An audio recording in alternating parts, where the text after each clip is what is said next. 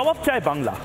2024 সালের সবচেয়ে বড় বড় জবাব চায় বাংলার মুহূর্ত, প্রত্যেকটি মুহূর্ত, যে মুহূর্তগুলো আসলে চোখে চোখ রেখে কথা বলার, প্রত্যেকটি মুহূর্ত আসলে মিনমিনে মিডিয়াকে প্রশ্ন করার, যে মিনমিনে মিডিয়া গত 17 বছরে কেন এই কথাগুলো বললো না, যেগুলো জবাব চায় বাংলাতে ময়ূককে বলতে হলো, আপনাদের বলতে হলো।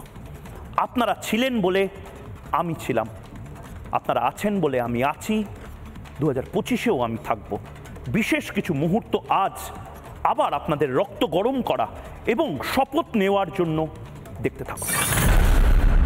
আমি ছিলাম আজ প্রথমে গৌড়ীয় মঠ, বাগবাজার গৌড়ীয় মঠে, যেখানে সাধু সন্ত যারা, তারা মধ্যাহ্ন ভোজন সেরে প্রস্তুতি নিলেন নিবেদিতা পার্কে যাওয়ার জন্য। নিবেদিতা পার্ক বাগবাজার, এবং সেখান থেকে মায়ের বাড়ি, উদ্বোধন বাড়ি, এবং সেই মায়ের বাড়ি থেকে স্বামী বিবেকানন্দর পৈতৃক ভিটে এক মহা মিছিল বাংলা দেখল। বিশ্বাস করুন, সেই দৃশ্য যারা দেখেছে, অকল্পনীয় দৃশ্য। আমি সন্ন্যাসী বিদ্রোহ দেখিনি, কিন্তু 2024 সালে মমতা বন্দ্যোপাধ্যায়ের বিরুদ্ধে সাধু সন্ত সন্ন্যাসীদের বিদ্রোহ দেখলাম। আমি রোশানল, এর আগে সাধু সন্ত সনাতনীদের রোশানল কাকে বলে দেখিনি, কিন্তু আজ দেখেছি। এবং এর মধ্যে এখন তো আপনি সরাসরি হিন্দু বিরোধী কথাবার্তা বলছেন, সনাতন বিরোধী কথাবার্তা বলছেন। আমি হিন্দু, আপনি হিন্দু, এটা বলার জন্য পর্যন্ত গ্রেপ্তার বা চোখ রাঙানি দেখতে হচ্ছে। এটা বোধহয় ঠিক নয়। আজকে যে ঐতিহাসিক ছবি, আমি জানি না রাজ্য রাজনীতিতে এই ছবি সারা বছর চালাতে হবে কিনা, প্রতি বছর এই ছবিকে বাঁধিয়ে রাখতে হবে কিনা, কিন্তু এই ছবি কিন্তু অনেক কথা বলে। আমি প্রথমবার দেখলাম, একটা সময় দেখেছি বুদ্ধিজীবীরা বাম সরকারের বিরুদ্ধে রাস্তায় নেমে বাম সরকারকে টেনে হিচড়ে নামিয়ে ক্ষমতাচ্যুত করেছিল। আজ দেখলাম গেরুয়া বসনধারী কিছু মানুষ, তারা রাস্তায় নেমে প্রকাশ্যে বলছে এই সরকারের পতন চাই, এবং সেই মিছিল শেষ করছে তারা সন্ধ্যা আরতি দিয়ে স্বামী বিবেকানন্দের বাড়িতে, স্বামী বিবেকানন্দের চরণ তলে। দেখুন সেই ছবির কিছু অংশ। এই সেই ঐতিহাসিক দৃশ্য। আমি জানি না এই দৃশ্যটা বাংলার টেলিভিশন শুধু নয়, বাংলার রাজনীতি, ভারতের রাজনীতিতে এই দৃশ্যটা অমর হয়ে থাকবে কিনা আমি জানি না। সাধু সন্তদের এই মিছিল, স্বামী বিবেকানন্দের এই মূর্তির পাদদেশে, পোস্টার হাতে প্রতিবাদ, মমতা বন্দ্যোপাধ্যায়ের বিরুদ্ধে সরাসরি প্রতিবাদ, সাধু সন্তদের। আমি শুভ্রাংশুকে বলবো ছবিটা দেখাতে, এই ঐতিহাসিক ছবি।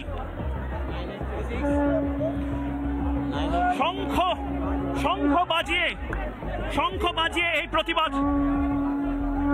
আপনাদেরকে গোটা পৃথিবীর রিপাবলিক বাংলার যারা দর্শক, তারা দেখছেন সাধু সন্তদের, কি বলবেন? আমরা আতঙ্কিত। আজ হিন্দু সনাতন ধর্মকে যেভাবে চারিদিকে আক্রমণ করা হচ্ছে, এতে আমরা আতঙ্কিত বোধ করছি। আমাদের সবার জেগে ওঠার সময় এসে ভারতবর্ষের ধর্ম সংকট, এই সংকটে বাংলার সমস্ত সাধু সন্ত এখানে উপস্থিত হয়েছেন।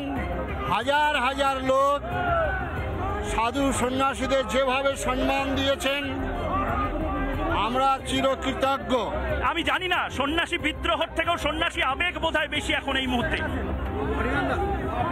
সাপে বর হয়েছে, ওনার কথাতে আমরা সব একত্রিত হতে পেরেছি, আমরা জানাতে পেরেছি আমাদের ব্যথা, আমরা একত্রিত হয়েছি। আমি চাইছি বারবার উনি বলুক, বারবার আমরা একত্রিত হই। ভারত সেবাশ্রম সংঘের প্রধান তিনি হচ্ছেন বিশ্বআত্মানন্দ মহারাজ। তিনি বলেছেন কার্তিক মহারাজের বক্তব্য তার ব্যক্তিগত, এটা ভারত সেবাশ্রম সংঘের বক্তব্য না। কপিল মুনি আশ্রমের প্রধান তিনি বলেছেন মমতা বন্দ্যোপাধ্যায় সবসময় আমাদের পাশে থাকেন, উনি ভীষণভাবে মানে হিন্দু ধর্মের প্রতি তিনি শ্রদ্ধাশীল, সমস্ত ধর্মের প্রতি শ্রদ্ধাশীল। রামকৃষ্ণ মিশনের প্রতি মমতা বন্দ্যোপাধ্যায় শ্রদ্ধাশীল। কিন্তু রামকৃষ্ণ মিশন বলেনি, তাই তো? আগে বলুন, আপনি নিজের কথা বলে যেতে পারেন, আপনি শেখ শাহজাহানের হয়ে নিজের কথা বলতে পারেন। আপনার এখন বলারই সময়, কারণ ড্যামেজ অলরেডি আপনার নেত্রী করে দিয়েছে। তাদেরকে আপনার এখন বলারই সময়, কারণ আপনিও সন্ন্যাসী বিদ্রোহ দেখে ফেলছেন।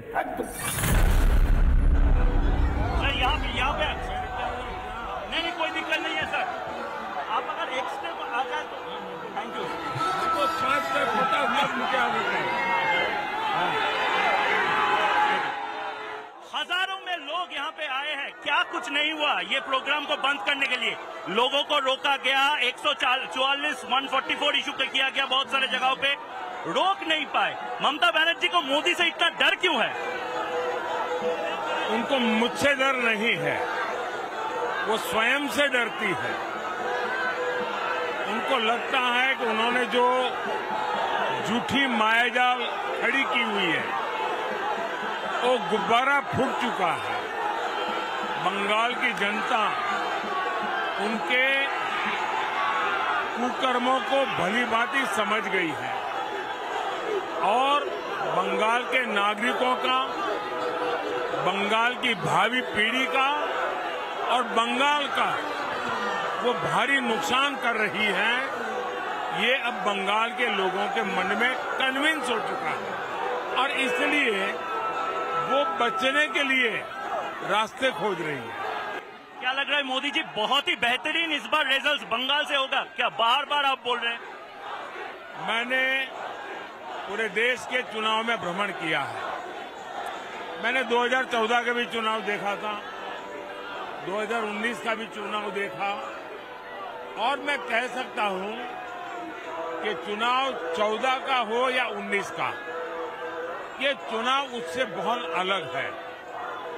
ये चुनाव अपार विश्वास का चुनाव है और एक प्रकार से ये चुनाव पूरी तरह देशवासी इस चुनाव को लीड कर रहे हैं। देशवासियों के पुरुषार्थ से चुनाव आगे बढ़ रहा है। हम लोग तो निमित्त है और सामान्य मानवीय का संकल्प बन गया है विकसित भारत का।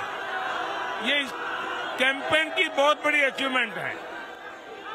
मोदी जी, 21 दिन हो गए, 3 हफ्ते। हुमायूं कबीर तृणमूल के जो एमएलए है उसने बोला था हिंदुओं को काट के भागीरथी में बहा देंगे। उसके बाद ममता बनर्जी ने तो ना नहीं बोला, उसके ऊपर रामकृष्ण मिशन भारत सेवा संघ को इंसल्ट किया और इसके बाद बोला रामायण महाभारत सब कुछ खत्म हो जाएंगे, कुरान पुराण, लेकिन मेरा विकास का जो कहानी है वो खत्म नहीं होगा। ऐसा क्यों कर रहे ममता जी? देखिए, ममता जी की राजनीति इसी पर निर्भर है। वोट बैंक की राजनीति के लिए, वोट जिहाद के लिए वो लगातार रामनवमी पर प्रतिबंध लगाना, दुर्गा विसर्जन पर प्रतिबंध लगाना, कोई जय श्री राम बोले तो लड़ाई लड़ लेना, और वो परंपरा उनकी अपनी पार्टी के हर व्यक्ति में आई है और इसलिए वो सभी हिंदुओं को डुबो देने की, बहा देने की, बोलने की हिम्मत कर रहे हैं। इससे बड़ा देश का कोई दुर्भाग्य नहीं हो सकता है। और नेशनल मीडिया जो आए दिन जो खान मार्केट गैंग है वो ऐसे ऐसे विषयों को उछालती है, उनके ध्यान में ये नहीं आता है कि इतना गंभीर मुद्दा है कि देशवासियों को गंगा में बहा देने की बातें हो रही है। ममता जी तो चुप है, उनकी पूरी गैंग चुप है। मोदी जी, बंगाल जहां पे हम खड़े, एक टाइम पे इंडिया का कैपिटल हुआ करता था, हम लोगों का क्या कुछ नहीं था, इंडस्ट्री लेके ट्रेड कल्चर सब कुछ था। अभी हम लोगों का जो ग्लोरी है वो है नहीं।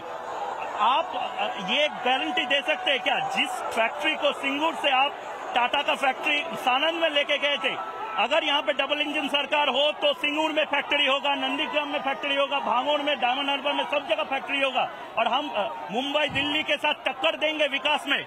मेरा गुजरात का अनुभव है। गुजरात एक ऐसा राज्य है कि जहां 10 साल में 7 साल अकाल होता है। गुजरात के पास कोई मिनरल्स नहीं है जो बंगाल के पास है। ज्यादा से ज्यादा हमारे पास नमक है और कुछ नहीं है। उसके बावजूद भी हमने धीरे धीरे मेहनत करके उसको एक इंडस्ट्रियल स्टेट बना दिया। बंगाल का तो पूरा हिस्ट्री इंडस्ट्री का है। बंगाल के पास बहुत बड़े प्राकृतिक संसाधन है, लेकिन यहाँ पहले वाम वालों ने लाल झंडे के जुलूस निकाल करके सारी इंडस्ट्री को ताला लगा दिया। लोग भाग भाग करके कहीं और चले गए। अब बाद में सोचा था कि शायद टीएमसी आएगी तो सुधार करेंगी। अब वो इन्वेस्टमेंट समिट कर रही है, लेकिन किसी भी इन्वेस्टर को जो सुरक्षा चाहिए, जो विश्वास चाहिए कि यहाँ की पॉलिसी में स्टेबिलिटी रहेगी, वो जब तक नहीं आता है कौन इंडस्ट्रियलिस्ट आएगा। और इसलिए बंगाल के विकास के लिए, बंगाल के नौजवानों के भविष्य के लिए इस सरकार को हटाना सबसे बड़ी प्रायोरिटी होनी चाहिए। मोदी जी अगर आप खुद अगर डबल इंजन सरकार हो, you have been one of the expert in bringing business in Gujarat, Bengal के लिए वो क्या करेंगे आप? डबल इंजन मैंने उनको पहले भी एडवाइस दी है कि आपको ये करना चाहिए। और मैं हिंदुस्तान के हर राज्य को क्योंकि हमने G20 अलग अलग राज्यों में क्यों किया, इसीलिए किया कि उन राज्यों का प्रोजेक्शन हो, वे अपने राज्यों को फोकस करें ताकि दुनिया का ध्यान जाए। तो मेरी तरफ से जो भी मदद चाहिए मैं बढ़ चढ़कर मदद देना चाहूंगा। मोदी जी बहुत बहुत धन्यवाद। रिपब्लिक बांग्ला के सभी दर्शकों के तरफ से ये जो चीज है, इससे शायद बहुत कुछ पता चल रहा है। इस बार क्या यहाँ पे भी मोदी सरकार, मैं मानता हूँ पूरे देश में हमारा बेस्ट परफॉर्मेंस बंगाल के लोकसभा के चुनाव में रहने वाला है। बहुत बहुत धन्यवाद, बहुत बहुत धन्यवाদ স্যার। আমাকে একটা কথা বলুন জয় ভাই, সজীব ভাই, এই যে আপনাদের চলে যাওয়াটা এবং তার পাশাপাশি জামাত এবং বিএনপির যেভাবে হিংস্র নখ দাঁত বেরিয়ে পড়ছে, বাংলাদেশের উন্নতির জন্য এটা কতটা ভয়ঙ্কর আমরা দেখছিলাম চোখের সামনে। ভারতীয় হয়ে বাংলাদেশ জিডিপিতে এগোচ্ছে, বাংলাদেশ উন্নয়ন করছে, বাংলাদেশের চাকরি আসছে, ট্রেন লাইন হচ্ছে। ভারতের বন্ধুত্ব আসলে কি বাংলাদেশের জন্য ভালো না খারাপ? না, ভারতের বন্ধুত্ব তো অবশ্যই ভালো, তবে উন্নয়ন হচ্ছিল শুধুমাত্র শেখ হাসিনার জন্য, ওনার পরিশ্রমের জন্য, ওনার সরকারের জন্য। এটা বাংলাদেশের ৭৫-এর পর থেকে একটি মাত্র সময় 15 বছর, যেটাকে কিন্তু বাংলার মানুষ মনে রাখবে as the golden period of Bangladesh. তবে সেই উন্নয়ন কিন্তু এখন থেমে গেল। এখন আজকে দেখছেন যে এটা তো মানে কি বলবো, অ্যানার্কি চলছে। আর বিএনপি জামাত দুবার ক্ষমতায় ছিল, তারা তো একবারও কোনো উন্নয়ন করতে পারেনি। শেখ হাসিনা এই মুহূর্তে কোন দেশে যাবেন? ভারতে আছেন, কিন্তু কোন দেশে আপনার মা আলটিমেটলি যাবেন, থাকবেন? সেটা কোনো সিদ্ধান্ত নেওয়া হয়নি। বর্তমান তিনি দিল্লিতে আছেন, আমার বোন দিল্লিতে থাকেন, তো তিনি ওখানে থাকবেন কিছুদিন। কোথায় আলটিমেটলি থাকবেন সেটা কোনো সিদ্ধান্ত নেওয়া হয় না। আপনারা বাংলাদেশে আর ফিরবেন না? আপনাদের ধানমন্ডির বাড়ি, ঢাকা, এখন বাংলাদেশে আমরা কিভাবে ফিরবো? আমাদের বাড়ি তো পুড়িয়ে ফেলেছে, আমাদের বাড়ি পুড়িয়ে ফেলেছে, আমাদের সকলের বাড়ি পুড়িয়ে ফেলেছে। তারা তো আমাদেরকে জানে মারার চেষ্টা করছে। বাংলার মানুষ যদি এটা চেয়ে থাকে, এখন আমরা কি করব? অভিমান, আমরা খুবই হতাশ। বাসায় না ফিরতে পারার অভিমান। সজীব ভাই, শেখ হাসিনা এক রাতের নোটিশে তাকেও এরকম ভাবে বাংলাদেশ থেকে চলে আসতে হলো। এতটা ভয়ঙ্কর মৌলবাদীদের আক্রমণ বাংলা জুড়ে। হ্যাঁ, এখন কি করব? তিনি সিদ্ধান্ত নিয়েছিলেন যে ছাত্রদের উপর গুলি করা হবে না। এখন তারা যেভাবে আক্রমণ করতে আসলো, তখন দেখা গেল যে ওনার পদত্যাগ করার ইচ্ছা ছিল, তিনি প্ল্যান করে ফেলেছিলেন পদত্যাগ করার একদিন আগেই। তবে ওনার প্ল্যান ছিল যে ভাষণ দিয়ে পদত্যাগ করে একটি কনস্টিটিউশনাল ভাবে যাতে একটা শৃঙ্খল ট্রান্সফার অফ পাওয়ার হয়, সেটা ছিল ওনার প্ল্যান। তবে তারা যখন গণভবনের দিকে আগানো শুরু করে, তারা ঘোষণা দেয় যে গণভবন আক্রমণ করবে, তখন আমরা সবাই, মা কিন্তু বাংলাদেশ ছাড়তে চাননি। আমরা পরিবারে আমরা তাকে দাবি করেছি যে না, তোমার বাংলাদেশ থেকে বেরিয়ে যেতেই হবে, কারণ এরা তোমাকে হত্যা করবে। মানে আপনার নানার মতন শেখ মুজিবুর রহমান, দাদুর মতন আপনার মাকেও হত্যা করা হতে পারে, এটা আশঙ্কা করেই শেখ হাসিনাকে আপনারা নিয়ে চলে যেতে বলেন? জি, আমরা ওনাকে কনভিন্স করি, ওনাকে আমরা বুঝাই। তো শেখ হাসিনা কি দুর্বল হয়ে পড়লেন? শেখ হাসিনা এটা আবার ফিরে আসার চেষ্টা করতে পারেন না? বাঙালিকে যে যাদের বলছেন শেখ হাসিনা, দেখেন তিনি 3 বার, আমার পরিবার এটা 3 বার করেছে। শেখ হাসিনা আর কত করবে? শেখ হাসিনা এত কিছু করার পরেও শেখ হাসিনাকে বাংলার মানুষ বের করে দিল, হত্যা করতে গেল। তো আমরা চাই না এখন আর, এটা আর আমাদের ফ্যামিলির দায়িত্ব না। মানে আপনি বলছেন গতকাল আপনার মা খুন হয়ে যেতে পারতেন গণভবনে, যেভাবে অন্যান্যদের পিটিয়ে মারার চেষ্টা হয়েছে সেভাবে আপনার মাকে পিটিয়ে মারা হতে পারতো যদি তিনি না হেলিকপ্টার করে চলে যেতেন? অবশ্যই, পিটিয়ে মারা হতো শেখ হাসিনাকে, তিনি কিন্তু বাংলাদেশের মাটিতে পিটিয়ে মারার কথা বলছেন আপনি? একদম। তিনি কিন্তু বাংলাদেশ ছেড়ে যেতে চাননি। তিনি বলেছেন তিনি পদত্যাগ করবেন, তিনি টুঙ্গিপাড়া গিয়ে আমাদের গ্রামের বাড়িতে গিয়ে থাকবেন। আমরা বলেছি যে না, তারা ঘোষণা দিয়েছে যে তারা গণভবনকে হামলা করবে, তারা তোমাকে বাঁচতে দেবে না। আমরা শেষ মুহূর্তে ওনাকে বারবার বুঝিয়ে দাবি করে ওনাকে আমরা হেলিকপ্টারে উঠিয়েছি, তিনি উঠতে চাননি। আপনাদের বিরুদ্ধে একের পর এক এত মানুষ রাস্তায় নামলো, তারা সবাই জামাতি, তারা সবাই রাজাকার, এটা তো বলা তারা সবাই জামাতি না। আপনারা বলেছেন রাজাকারের বাচ্চা, সবাইকে যদি ছোট ছোট ছেলে মেয়েদেরকে রাজাকারের বাচ্চা বলে দেন, এটা তো ঠিক নয়। সবাই রাজাকার। এই কথা শেখ হাসিনা সেই কথা বলেন নাই। তিনি যা বলেছেন এটা ভুল বলা হচ্ছে। তিনি কাউকে রাজাকার ডাকেন না। তিনি বলেছিলেন যে আমি চাই না যে রাজাকারের ছেলে মেয়ে সরকারি চাকরি পাক, এই কথা তিনি বলেছিলেন।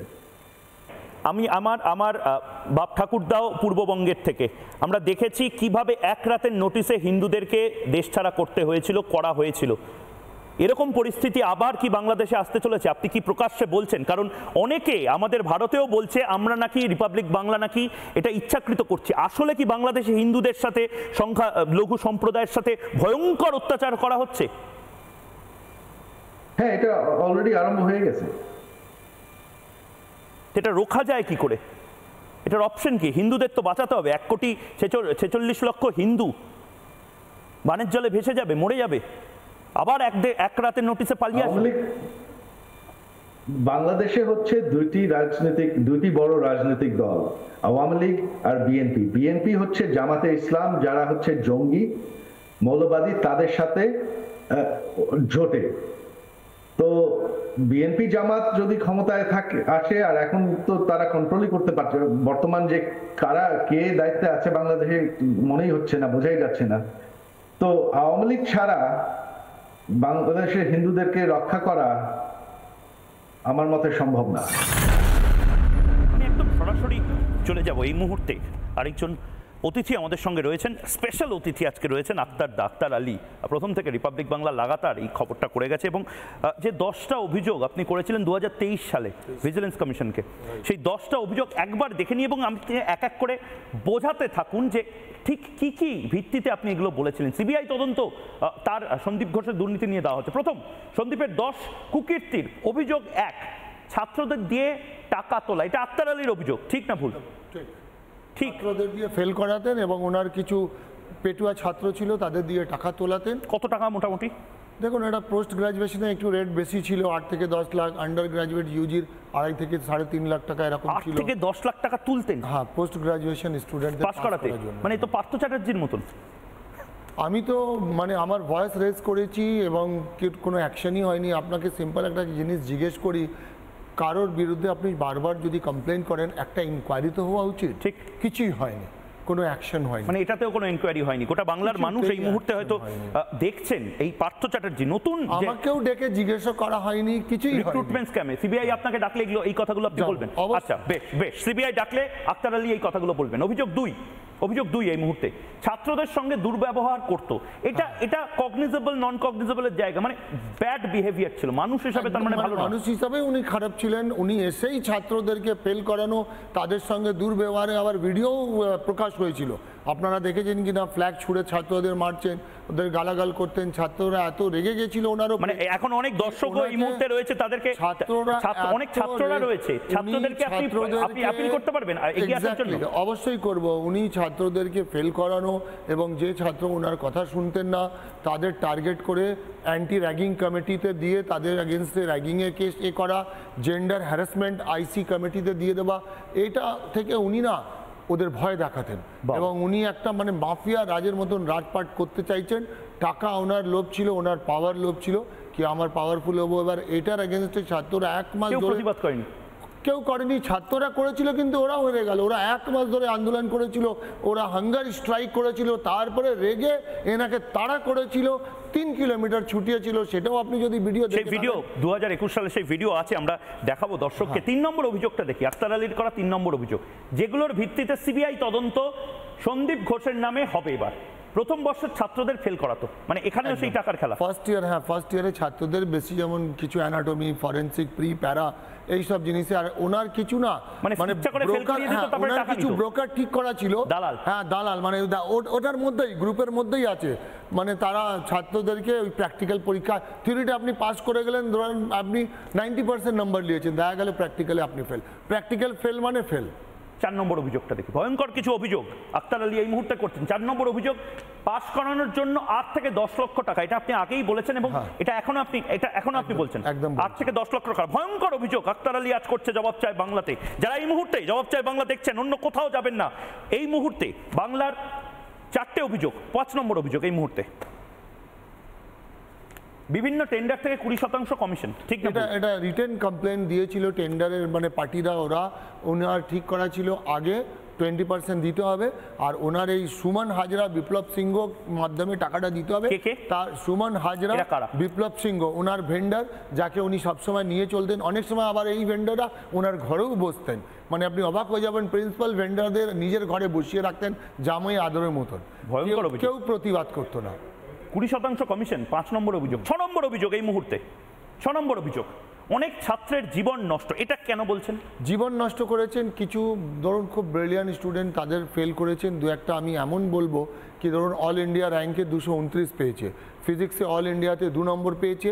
এবার ও এনাদের আনজাস্টিফাইড ডিমান্ডকে মানিনি বলে গ্রামের ছেলে, ব্রিলিয়ান্ট ছেলে, তাকে প্রত্যেক সেমিস্টারে ফেল। এবার ফ্রাস্ট্রেটেড হয়ে গেছে, ওর মাথা কাজ করছিল না, ও সুসাইড করার, আত্মহত্যা করার চেষ্টা করেছে। একবার ওয়েট করুন, এই মুহূর্তে লাইভ স্ট্রিমিং অনেকে দেখছেন, অনেকে হয়তো এই সন্দীপ ঘোষের অনেক কিছু পর্দাফাশ করতে পারেন। আপনারাও লাইভ স্ট্রিমিং এ ময়ূককে ট্যাগ করে লিখুন, আক্তার দা এই মুহূর্তে রয়েছেন। আপনি বলছেন এই আত্মহত্যার ঘটনাগুলো ঘটেছে, আমি ছেলের নামও বলে দেবো, তার মানে এগুলো তদন্ত করতে। ওর বাবা প্রিন্সিপাল সেক্রেটারি হেলথকে কমপ্লেন করে, ডাইরেক্টর অফ মেডিকেল এডুকেশনকে কমপ্লেন করে। ডক্টর সন্দীপ ঘোষের ব্যাপারে আমি একটাই জিনিস বলবো, no action. Flood of complaints, যে কথাগুলো বলছেন, কেন্দ্রীয় বাহিনীর নিরাপত্তা দিতে হবে। Initially no action, right now no কেন্দ্রীয় বাহিনীর নিরাপত্তা দিতে হবে। সেটা তো আমি জানি, আমার চাকরি যাবে, আমার প্রাণ যাবে। দেখুন, গোটা বাংলার মানুষ এই মুহূর্তে আপনার মাটির জন্য আমি এটাও অ্যাকসেপ্ট করে নিচ্ছি। গোটা বাংলার মানুষ আপনার জন্য, বাংলার মাটির জন্য আমি এটাও করছি। 7 নম্বর অভিযোগ, কৃতি ছাত্রের বিরুদ্ধে ভুয়ো জামিন অযোগ্য মামলা। ঠিক না ভুল? একদম ঠিক বলছেন। ওনার এগেনস্টে যেগুলো কমপ্লেন লজ করা হয়েছে, এটা মিডিয়া হেল্প নিয়ে ওনাকে এক্সপোজও করা হয়েছে। আপনারা হেল্প করেছেন, কিছু মিডিয়া লাইক মানে রিপাবলিক বাংলা, টিভি9, তারপরে এবিপি আনন্দ, সংবাদ মাধ্যম হিসেবে আমরা লাগাতার একটা কথা বলছি, এই অসভ্যতাম বন্ধ করেছিলাম। আপনার মনে আছে কিনা, আমি নিজে প্রেস কনফারেন্স করে মিডিয়াকে সে ডকুমেন্টগুলো দেখিয়েছিলাম এবং তথ্য সহ ওনাকে এক্সপোজ করা হয়েছিল। কি অ্যাকশন হয়েছে আপনার কাছে? মমতা বন্দ্যোপাধ্যায় বলবে। 8 নম্বর পয়েন্ট, বদলি নিয়ে স্বাস্থ্য ভবনের আধিকারিকের সঙ্গে লেনদেন। স্বাস্থ্য ভবনকে আপনি জড়িয়ে দিচ্ছেন। স্বাস্থ্য ভবনকে কেন জড়াচ্ছি? স্বাস্থ্য ভবনে একজন ডাইরেক্টর অফ মেডিকেল এডুকেশন, ডিডিএমই ছিলেন। উনি ওনার ঘরে আসতেন। যদি আপনি ড্রাইভারের লগবুক চেক করেন, তাহলে সেই লগবুক থেকে প্রমাণ হয়ে যাবে যে ওনার বিশ্ব বাংলার কাছে বাড়ি, ফ্ল্যাট আছে নিউ টাউনে। ওখান থেকে ড্রাইভার আবার সন্ধ্যাবেলা, বিকালেবেলা, কেন ওয়ার্কিং আওয়ার্সে না, বিয়ন্ড ওয়ার্কিং আওয়ার উনি আসতেন। তারপরে প্রিন্সিপালের ঘর বন্ধ হয়ে যেত ভেতর থেকে, তারপরে ট্রান্সফারের লিস্ট ওখানে আর্জি করে বসে তৈরি হতো, পরের দিন স্বাস্থ্যভবন থেকে আবার বেরিয়ে যেত। 9 নম্বর পয়েন্ট, আমার মাথা ঘুরছে, আমি জানি না এর পরেও সন্দীপ ঘোষকে কারা প্রোটেকশন দিয়ে যাচ্ছে। মমতা বন্দ্যোপাধ্যায় স্বাস্থ্যমন্ত্রী হিসেবেও হয়তো পদত্যাগ করা উচিত। সেটা বলবো না কে প্রোটেকশন দিচ্ছে, আমার কাজ ছিল ওনার এগেইনস্টে অভিযোগ জানানো, সেটা ইনভেস্টিগেটিং। সবচেয়ে বড় আমার চোখে লাগছে, লাগাতার আপনি বলেছেন মেডিকেল বর্জ্য পাচার। এরা আমি সব জিনিস সববারই বলেছি, আমার এই যে আমি লড়াইটা শুরু করলাম, আমার বিবেক আমাকে লড়তে যেটা বাধ্য হলো, তার দুটো মূল কারণ ছিল। তার কারণ করাপশনের ব্যাপারে বিভিন্ন ডিপার্টমেন্ট আছে যারা করাপশন ধরে দেখে, অ্যান্টি করাপশন ভিজিলেন্স 9 এবং 10.1 আপনি এটা বলছেন, একবার দেখে নিন। মেডিকেল বর্জ্য এবং তার পাশাপাশি আরেকটা ব্যবহৃত রাবার গ্লাভ, সিরিঞ্জ পাচার, ভয়ঙ্কর একটা। এইটা 1 নম্বর। আর তার থেকেও আগে যে কিছু ছাত্রদেরকে আমি দেখলাম না, মানে ধরুন আপনার শুনুন, আপনার বাচ্চা ছেলে ভালো স্কুল থেকে পড়েছে, পড়াশোনা করেছে, আপনার দোষ কি আপনি গরিব, আপনি পয়সা দিতে পারবেন না, প্রত্যেক সেমিস্টারে ফেল করছে। কি করে এটা হতে পারে? সে ফ্রাস্ট্রেটেড হয়ে যাবে, সে আত্মহত্যা করে নেবে, সে চলে যাবে কলেজ ছেড়ে। তো এইরকম সার্কামস্ট্যান্সেস উনি ক্রিয়েট করতেন। মানে এই লোকটাই সবচেয়ে বড় দোষী এই গোটা বিষয়। এবং আপনি আপনার যে এই মুহূর্তে সাপ্লিমেন্টারি এফিডেভিট যেটা পিটিশনের পক্ষ থেকে দিয়েছেন, সেটা আমার হাতে এই মুহূর্তে রয়েছে। আপনি বলেছেন যে এসআইটি গঠন হয়েছিল কলকাতা পুলিশের, তাদের মধ্যে থেকে এদের হিস্ট্রি আছে। প্রণব কুমার, লালন শেখের এই বকটুই মামলা, দেখুন ওইটা বিষয়ে যেহেতু হোম ডিপার্টমেন্টের অফিসার, ওনারা আইপিএস, ওনাদের ব্যাপারে আমি কোনো কমেন্ট করব না। কেন আমার হোম ডিপার্টমেন্টে আমারও হেল্প লাগে।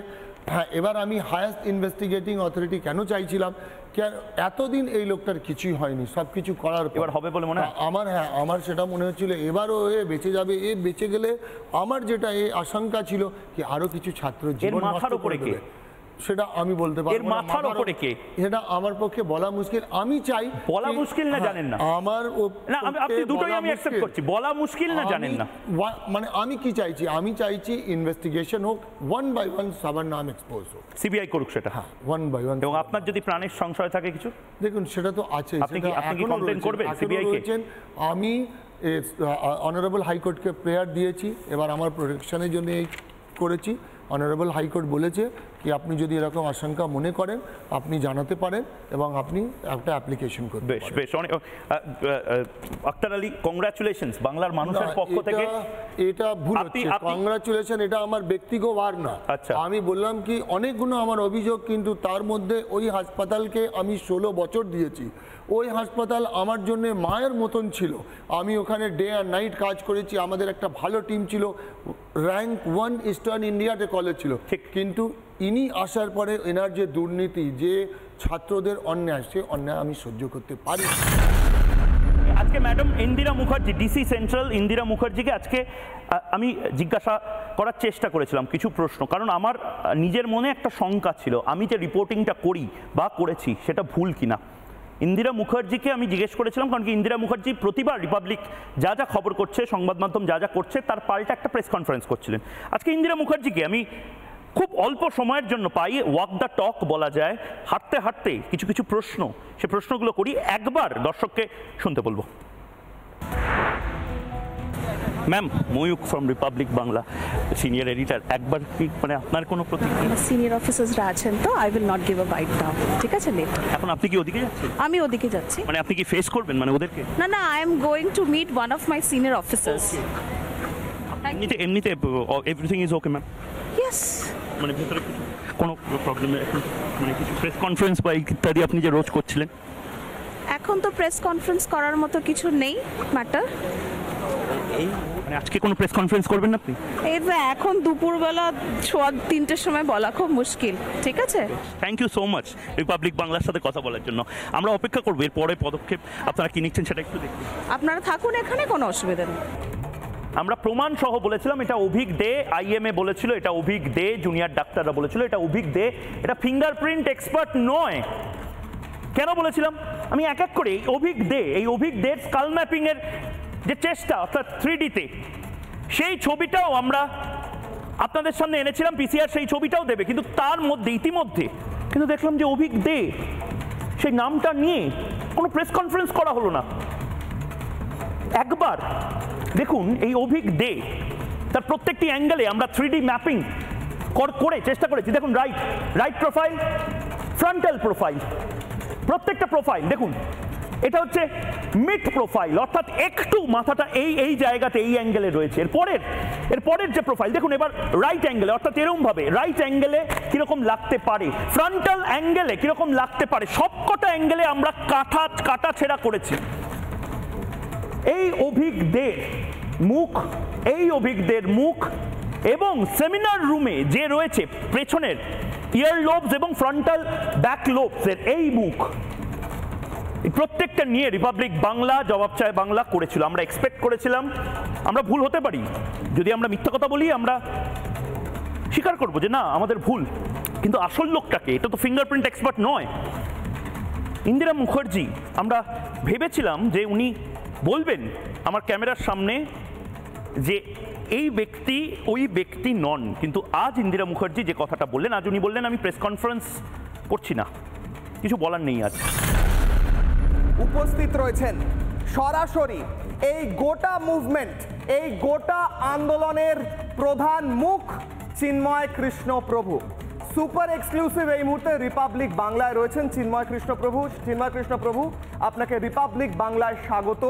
আমরা প্রয়াস করেছিলাম যে দেশে একটা নতুন পরিবর্তন আসবে, ছাত্র জনতা দায়িত্ব নিয়েছে, সুতরাং আমরা সেখান থেকে আপনার একটা ভালো কিছু আশা করব। 53 বৎসর ধরে হিন্দুরা যে পীড়িত এবং তারা যে দীর্ঘদিন ধরে বঞ্চিত তাদের অধিকার থেকে, আমাদের সঙ্গে বিভিন্ন সময় প্রহসন হয়েছে, আমাদেরকে আশার মূলা ঝুলিয়ে দীর্ঘদিন ধরে বঞ্চিত করা হয়েছে। এই বিষয়গুলো রোধ করার জন্য আমরা মূলত প্রত্যাশা করেছিলাম যে এই সরকার একটা অভাবনীয় পরিবর্তন আনবে। পূজার পরেও আমরা দীর্ঘ প্রায় 20 দিনের মতো অপেক্ষা করেছি।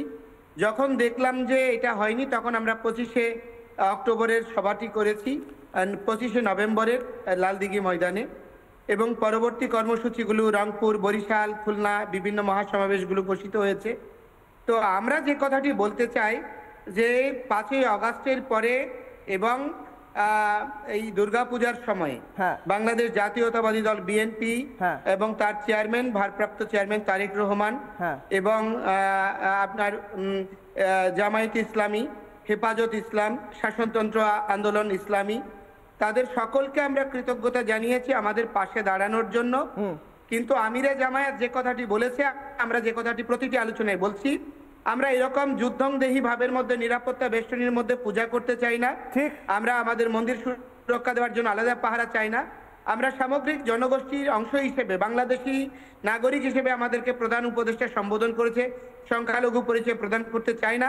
সেটা যদি সত্য হয় তাহলে আমরা নির্বিঘ্নে যাতে রাষ্ট্রীয় সাংবিধানিক স্বীকৃতির দ্বারা আমাদের অধিকার ন্যায্যতার প্রাপ্তিগুলো পেয়ে আমরা সহাবস্থান করতে পারি। সহাবস্থান করতে চান চিন্ময় কৃষ্ণ প্রভু? আপনারা বলছেন আপনারা সহাবস্থান করতে চান, 200 কোটি টাকা বরাদ্দ হয়। হ্যাঁ, চিন্ময় কৃষ্ণ প্রভু, আমি একটা কথা বলবো প্রভু, আমি একটা কথা বলবো। আপনি বাংলাদেশে আপনার জন্ম, আপনার সঙ্গে যারা আন্দোলন করছেন তাদের বাংলাদেশে জন্ম, আপনারা বাংলাদেশের সন্তান। আমরা এত কিছু করার পরেও নাকি আমরা অতীতে আন্দোলন করিনি, বর্তমান সরকারকে বিচলিত করার জন্য করছি, যেটা কোনো বাস্তবিক সত্য নয়। এই সত্যটাকে লুকায়িত করে অসত্যটাকে উপস্থাপন করার জন্য এই পতাকা অবমাননার অজুহাতটা নিয়ে আসা হলো। যেটাকে জাতীয় পতাকা বলা হচ্ছে, মূলত সেটা জাতীয় পতাকাই নয়। আমরা রাজনীতির কোনো উচ্চাভিলাষ নেই, আমাদের কোনো রাজনৈতিক দ্বন্দ্ব নেই, এবং আমরা যেই কথাগুলো রাজনৈতিক দলগুলো যে ভূমিকা রাখছে তার জন্য কৃতজ্ঞতা জানাচ্ছি। এবং গত পরশুদিন বিএনপির সদস্য ছিল, তিনি ওয়ার্ড বিএনপির আপনার সম্পাদক ছিল, বিএনপির ভারপ্রাপ্ত চেয়ারম্যান তারেক রহমানের দৃঢ় পদক্ষেপের প্রভাবে আপনার বিরুদ্ধে যে মামলা করেছে তাকে বিএনপি থেকে সরিয়ে দেওয়া হয়েছে প্রভু। আপনার বিরুদ্ধে যিনি মামলা করেছেন ওরা বাধ্য হয়েছে করতে। তাহলে এখানে বিএনপিও এটা স্বীকার করে নিয়েছে এই ঘটনাটা ন্যায্য নয়। কিন্তু দুর্ভাগ্য হচ্ছে আজকে তার মামলার শুনানি ছিল, যে দুজনকে অ্যারেস্ট করেছে ওখানে কোনো বাদী পক্ষের কোনো লয়ার ছিল না। শেষ প্রশ্ন প্রভু, এই প্রথমবার আপনি সংবাদ মাধ্যমে মুখ খুলছেন এই মামলা হওয়ার পরে। আমি আপনাকে পার্সোনালি জিজ্ঞেস করছি, আপনার শিলা প্রভুপাদের কৃপায় এবং কৃষ্ণের কৃপায় আপনার আশীর্বাদ আপনার উপর রয়েছে, কিন্তু পার্সোনালি আপনার কি ভয় লাগছে? অ্যারেস্ট হওয়ার ভয় রয়েছে? কোথাও মনে হচ্ছে যে আপনার বিরুদ্ধে যে কোনো মুহূর্তে অ্যারেস্ট হতে পারে, মানে আপনি অ্যারেস্ট হতে পারেন? এরকম একটা প্রচেষ্টার কথা আমার জানা ছিল, যে অ্যারেস্ট করার একটা প্রবণতা পরে দৃশ্যমান হয়নি। লোকাল প্রশাসনও অনেকটা বিব্রত। যা হোক, আমি যে কোনো পরিস্থিতির জন্য প্রস্তুত আছি। আমি আমার সমস্ত হিন্দু জনগোষ্ঠীকে বলবো, আমরা সরকারের বিরুদ্ধে নই, কোনো রাজনৈতিক দলের বিরুদ্ধে নই। আমাদের ন্যায্যতার আন্দোলন যেন না থামে। আমি থাকি অথবা না থাকি, যে কোনো পরিস্থিতিতে জেলে যায় অথবা বাইরে থাকি, এই আন্দোলন যেন অব্যাহত রাখে এবং সকলে গণতন্ত্র মনার সবাই যেন আমাদের পাশে থাকে, এটাই হচ্ছে আমার আহ্বান। আমাদের সঙ্গে উপস্থিত হয়েছেন মোহাম্মদ তারেক রহমান, যুগ্ম সদস্য সচিব, গণ অধিকার পরিষদ। তারেক ভাই, অনেক অনেক স্বাগত। অবশেষে আমার এবং আপনার দেখা হলো। আমি ময়ূক রঞ্জন ঘোষ বলছি, সেই বিখ্যাত বা কুখ্যাত সাংবাদিক যে আপনার দেশে এই মুহূর্তে আপনাদের প্রেস কনফারেন্স করার কারণ। কিন্তু আমি তারেক ভাই একটা কথা আপনাকে প্রশ্ন করতে চাই, আপনাদের কি ভয় লাগছে? আরাকান আর্মির সাথে আপনারা যুদ্ধ করছেন না কেন তারেক ভাই? আমরা তাদেরকে শত্রু মনে করি না, আমাদের শত্রুর তালিকায় আরাকান আর্মি নাই। আপনি খুব জনপ্রিয় হয়েছেন ভারতবর্ষে, আপনারই একটা বাইট আমি শোনাতে চাই, সেখানে আপনি ভারতকে তাহলে কেন হুমকি চুমকি দিচ্ছেন? ভারত আপনাদের কি করলো একবার শুনুন। মাঝে মাঝে বলি না 26 লাখ ভারতীয়, এগুলো কোথায়? গতদিন স্বরাষ্ট্র দপ্তর থেকে বলা হয়েছে 10 লাখ বিদেশি বাংলাদেশে অবৈধভাবে কাজ করে। এটা কি আমেরিকানরা অবৈধভাবে কাজ করে? রাশিয়ানরা কাজ করে? কারা কাজ করে? ভারতীয়রা কাজ করে। একটা একটা করে ইন্ডিয়ানকে ধরে লাথি মেরে ইন্ডিয়ার সীমান্তে ঢুকাই দিয়ে আসতে হবে। তারেক রহমান, আপনি কি ফুটবল খেলেন নাকি? আপনি ভারতীয়দের লাথি মারতে চান কেন?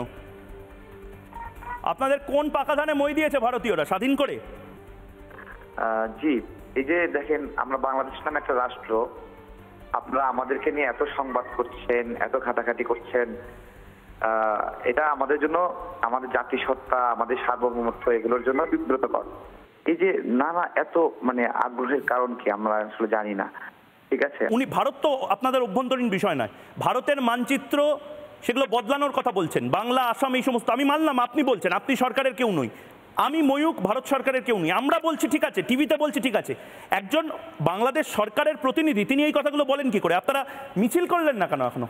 আপনি যেভাবে আমাদের চট্টগ্রাম কট করে কেটে ইন্ডিয়ার মধ্যে নিয়ে নিচ্ছেন। না, কট করে আমি কাটবো বলিনি, কট করে, মট করে, ফট করে আমি কিচ্ছু বলিনি। আমি বলছি আরাকান আর্মি না আপনাদের চট্টগ্রামকে হুশ করে নিয়ে চলে যায়। আপনি আমাকে নিয়েও সুন্দর করে বলেছিলেন, ওটাও শুনিয়ে নিয়ে আপনার উত্তরটা নিয়ে আমি প্রোগ্রাম শেষ করবো। একবার শুনে নি। ও একটা মৃগী রোগী যে দাঁড়ায় খালি ছটফট করে, অস্থির একটা অবস্থা। হ্যাঁ, তো এইটা ভারতের সাংবাদিকতার কালচার কি, এটা কি তার আদর্শর কি নেই? ভারতীয় সাংবাদিকদেরকে বলতেছি যে আপনারা সবাই ময়ূক নাকি, বা আপনারা সবাই এরকম মৃগী রোগী নাকি? আপনারা যদি মৃগী রোগী না হন তাহলে এই ময়ূককে থামান। আমরা মনে করি ভারতের সবগুলো সাংবাদিক এরকম উগ্র কিনা, এটা সাংবাদিকদেরকে বলতে হবে। তারেক ভাই, আপনি আমাকে বলছেন ঠিক আছে, আপনি একটা নিউরোটিক ডিজিজ, মৃগী রোগকে নিয়ে, এপিলেপসি বলে, আপনি জানেন তো ওটা ইংলিশটা, এপিলেপসি বলে, ওইসব নিয়ে কেন বলছেন?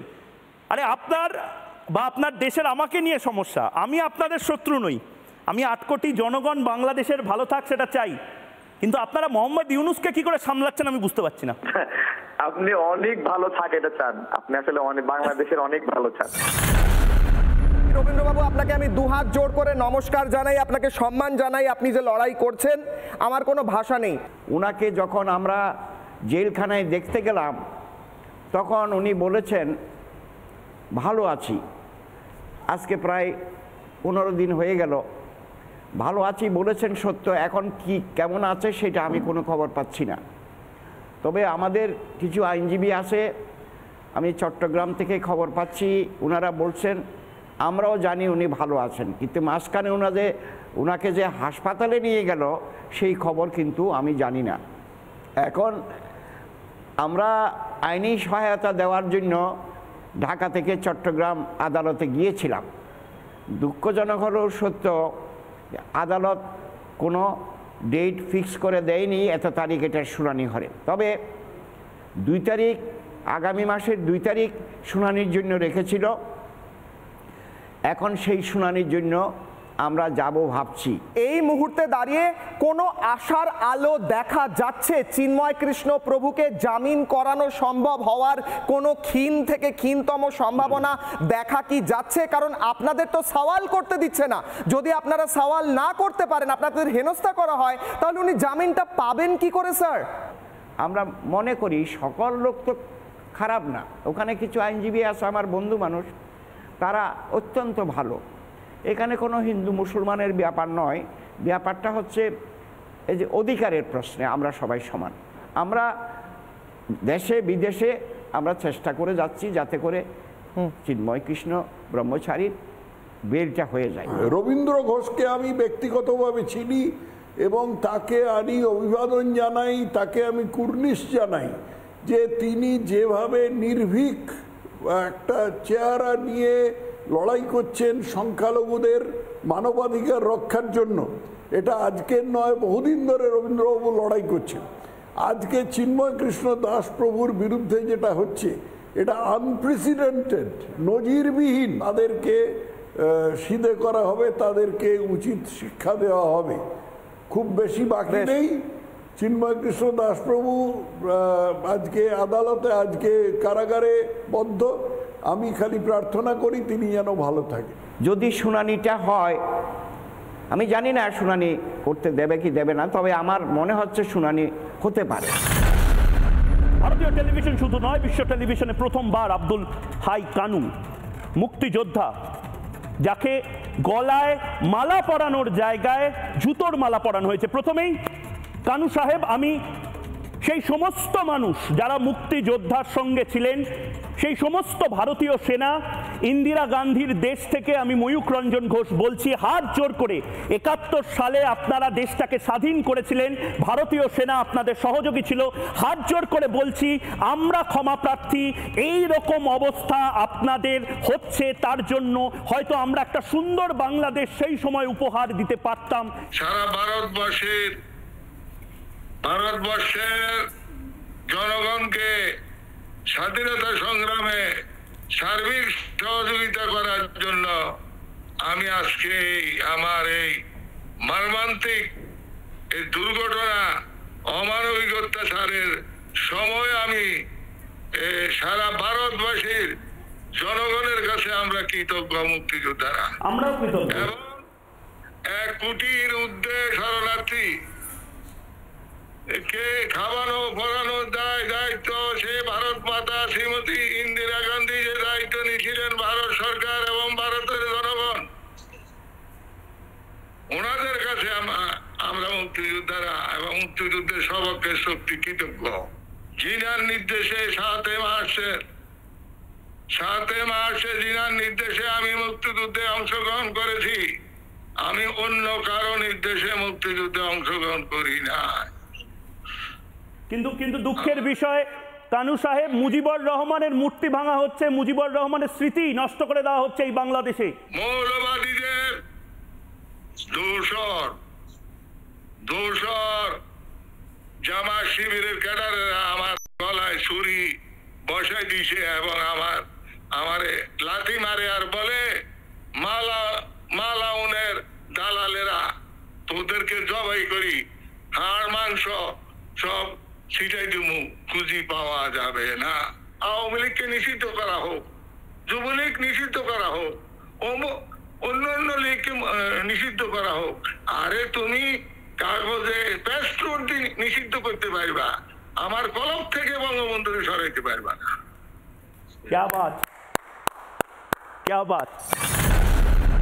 ঘটনাবহুল 2024 সাল, কিন্তু ঘটনাবহুল 2024 সালের একের পর এক এপিসোড আসলে একটা নতুন যুদ্ধের সূচনা করছে। মানুষের কণ্ঠস্বর হয়ে আরও আগ্রাসীভাবে আপনাদের হয়ে কথা বলার যুদ্ধ। এবং এখানে মিনমিন মিনমিন করে কথা বলার কোনো জায়গা নেই। এখানে কথা হবে, কথা হয়েছে, আবারও 2025 সালে কথা হবে। ময়ূক কথা বলবে চোখে চোখ রেখে। নমস্কার। নানা ধরনের কন্টেন্ট দেখার জন্য লাইক করুন, শেয়ার করুন আমাদের ফেসবুক পেজ, সাবস্ক্রাইব করুন আমাদের ইউটিউব চ্যানেল। পাশাপাশি অন্যান্য ব্রেকিং নিউজের জন্য অবশ্যই চোখ রাখুন রিপাবলিক বাংলায়।